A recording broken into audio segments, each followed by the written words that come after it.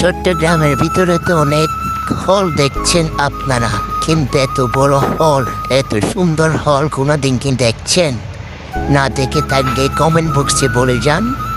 পরের ভিডিওতে কোন জায়গায় এবং কোথায় সেটাও বলে দিব, ঠিক আছে? যদি না দেখে থাকেন তাহলে কমেন্ট বক্সে বলে যান।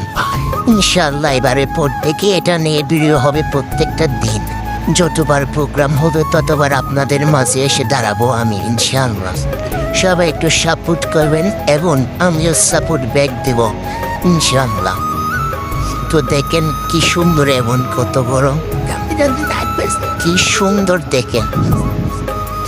এটা হচ্ছে জামাই টেবিল, এমন হেড টেবিল বলে এটাকে, বুঝছেন?